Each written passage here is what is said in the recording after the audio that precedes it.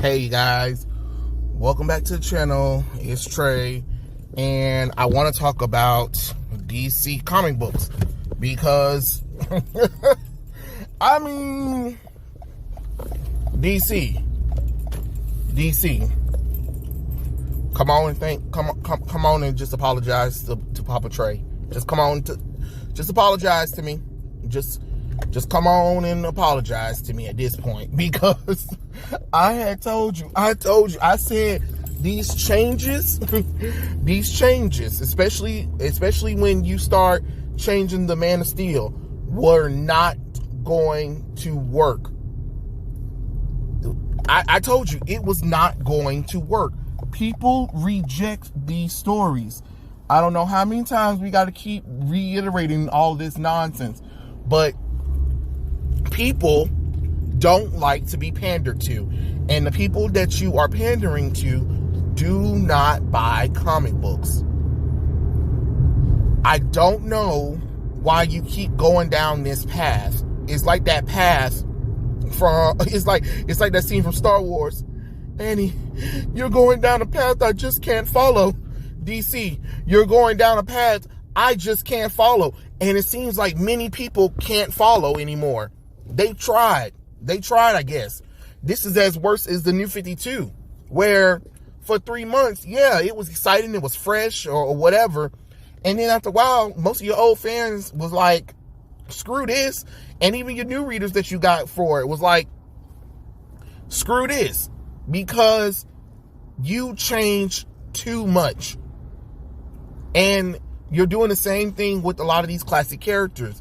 You need to remember, always try to cater to your majority audience, the audience that love the comic book characters. You know what I'm saying? These characters have been beloved for years, and y'all think that y'all can go and just retroactively change them, and you're not even changing them to improve them. You're changing to bastardize them for some diversity inclusion reasons. And you know how some people want to be like, oh, it changing character sexualities or gender or race was a success. No, it wasn't. We keep seeing time and time again, there is backlash when you race swap these characters all the time, when you gender bend these characters all the time, when you sexuality swap characters all the time. This isn't something brand new all of a sudden. This is an everyday occurrence with y'all, DC. And y'all going about it far more worse than Marvel. I told you, DC, you've been out longer than Marvel. So the culture zeitgeist knows DC way more than they know Marvel. Marvel only known now because of the MCU. If the MCU didn't happen, most people wouldn't even really care about half the stuff that's be going on in Marvel, which they still don't. But the fact that we're looking at the top 50 comic books and we're seeing that only Batman and barely a Wonder Woman comic book make the cut. Oh, come on, somebody. And we already know why Wonder Woman Historia was on there, is because they put the legendary Phil Hernandez on there. That's about it. If his artwork wasn't on there, you know damn well that book wouldn't have sold. We already know that. But the fact that DC stands for Detective Comics is crazy as hell, to be honest, you know? Like, it's dumb. It really is. Like, y'all are killing me with this less focus on Batman.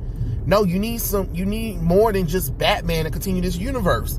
You know, there was a time in DC comic books where Batman wasn't even the highest selling thing, the highest selling property in DC. That was like Teen Titans, I believe. Teen Titans was the highest thing, and then Legion of Superheroes and Superman. And Superman, is the face, like it or not, is the face of DC comic books, and yet neither one of his books are in the top 50 of sales. because everybody was so done with Superman thanks to Brian Michael Bendis destroying it. So even with Action Comics having a okay storyline, yeah, it's okay, cool, but people being betrayed by Brian Michael Bendis. Especially after, New 52 had killed a lot of people interest in Superman. Then Rebirth skyrocketed Superman back into popularity. And then you put Brian Michael Bendis on it at the height of its popularity, just for him to crash and burn it. And then you put Phil Kennedy on it. And it's just like, oh, okay, that's great. That's fine. And then we're going to cancel the regular Superman book and do Superman Son of Kal-El. Because we know, and then we're going to focus on John Kent being gay, because that's what people want to read when they read a Superman book.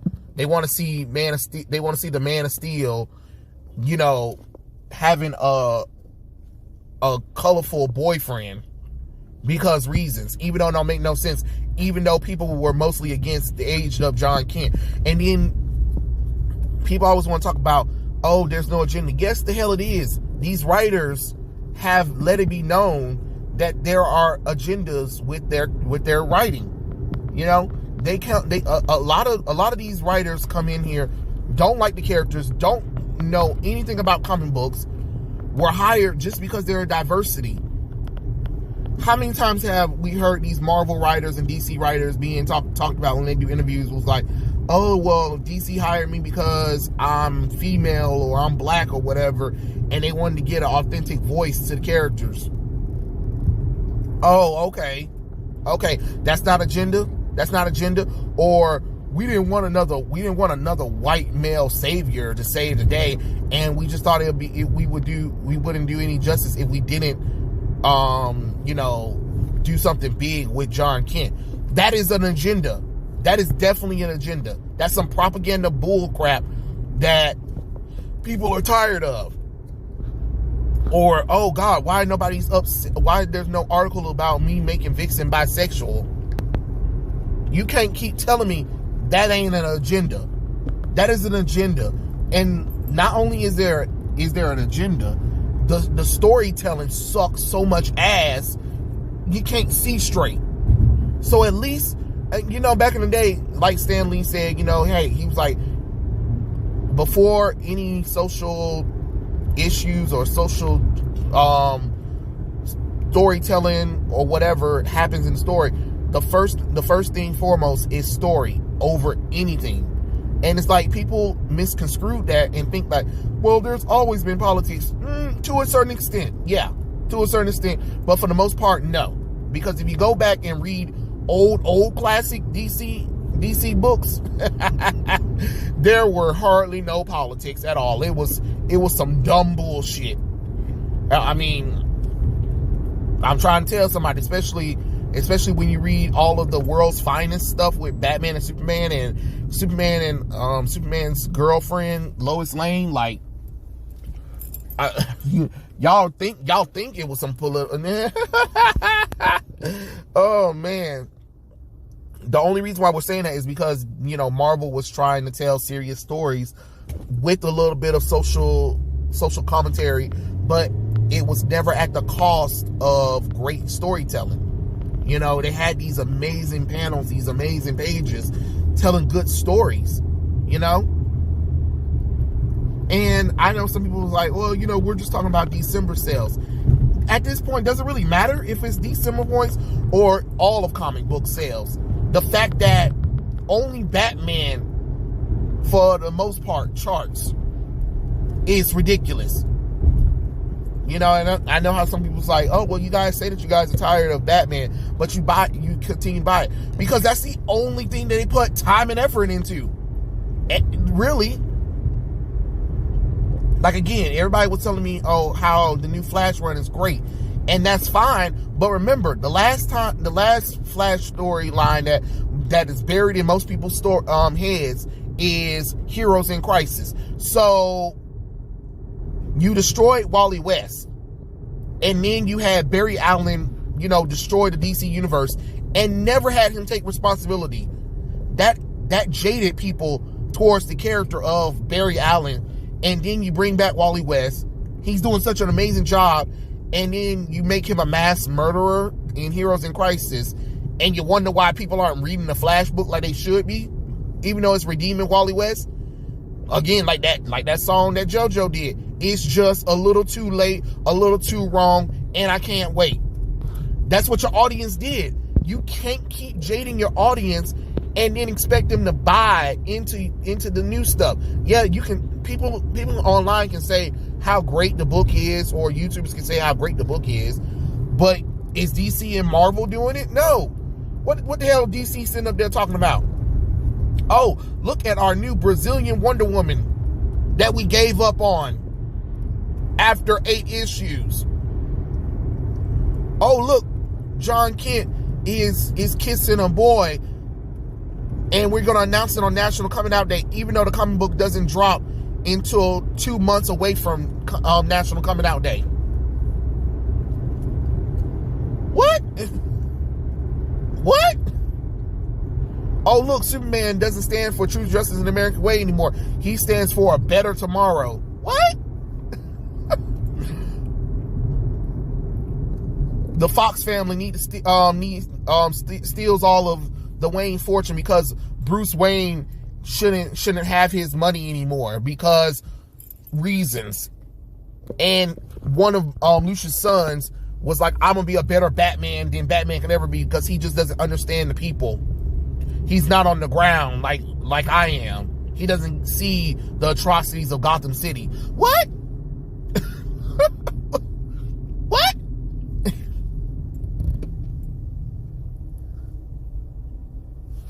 Then, hey, you know that Aqualad that had a girlfriend when he first was introduced? Yeah, let's reboot him and retcon him to be an LGBT and then take over for Aquaman, even though there's Tempest, who was the first Aqualad. No. Let's make Tempest a drunk fool, and people forget about him. But we need a black gay guy in the lead of Aquaman. What? Again, these choices that you are making are dumb. And then, hey, you guys remember the death of Superman, right? It's his 30th anniversary, and instead of us celebrating it with like a special edition omnibus, that costs maybe $30 to celebrate, maybe with some unseen pages or something like that, or whatever, or maybe a new take or something like that, or whatever. No. We're not going to do that. We're going to celebrate the death of Superman by killing off the Justice League and replacing it with diversity and inclusion, the League. What? The Future State Justice League that all of a sudden all of the characters are LGBT? What?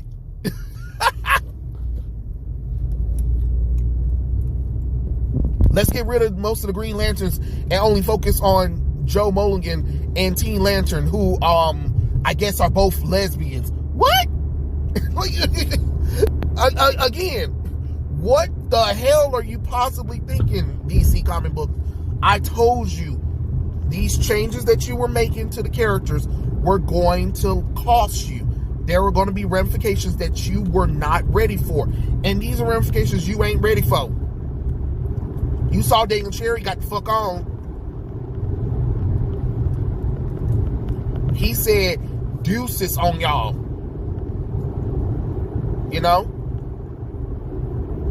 And again, it goes all the way back to Kelly Sue DeConnick's famous line: if you don't like it, don't read it. Okay, cool. Guess what? People ain't reading it. People are showing you they don't like this shit. I don't understand. If my customer base is literally telling me they don't like this shit, why the hell are we still doubling down on it? And then trying to make them feel bad for not liking the choices. Oh, well, DC doesn't want that kind of customer base. They want all-inclusive, diverse fan base. The fandom audience who never gave a damn about comic books to begin with. Oh, yeah, because DC and Marvel has been doing such a great job of showing the importance of comic books. by making movies and changing everything about the characters. So when comic book fans do say something, oh, it's a different universe. Oh, shut up, it's just a comic book. Oh, okay, cool. Cool. And now I don't have to watch the goddamn movie. And I don't have to read the comic books, because you change the comic books, then you change the movies, then you let the changes in the movies affect the comic books. Again, you make it make sense and you wonder why. Your storytelling sucks. And these agenda-driven weirdos who are writing these books need to get the hell up out of here. When you walk into a job, that's like walking into a medical practice, and they hire you to be the nurse, a nurse, right? But you don't have any idea. Well, I don't really like being nurses, but I heard that it was a good paying job. Okay, all right, but so why are you here? You wouldn't have them working on surgery. You wouldn't have these people doing firefighters or managing money or whatever. But yet, when it comes to entertainment, we like to be stupid. We refuse to be stupid. That's what it is. Refuse to be stupid. And then be confused about what the hell's going on. You can't keep doing this nonsense. You really can't. DC, Marvel, y'all got to figure out something, but mainly DC comic books. Holy crap, DC, you need Jesus. You need to seek it. But y'all got to do something. You got to make some boss moves. And what's going to happen is you're going to swing that pendulum back, which means that all of these changes where you race swap, gender swap, sexuality swap these characters, you're going to have to retcon them back. Yeah, you are. You're going to have to. Because if you want people to come back, the people going to remember the characters when they were most popular, right? And a lot of those characters that you mentioned, sorry, are not LGBT, are not diverse. You can get bad all you want to. You can hate on me all you want to. Facts are facts. Again, science don't care about your feelings. It really don't. And that's how you have to look at it, like that. Somebody need to go in the office and put their foot down. And if people don't like it, oh well, there's the door. Where I'm in the business of making money. And I'm in the business of preserving these heroes. There were legends who created these characters. And then here y'all come trying to retcon 80 years of their history because you wanted to do something different for the character that you knew people didn't like.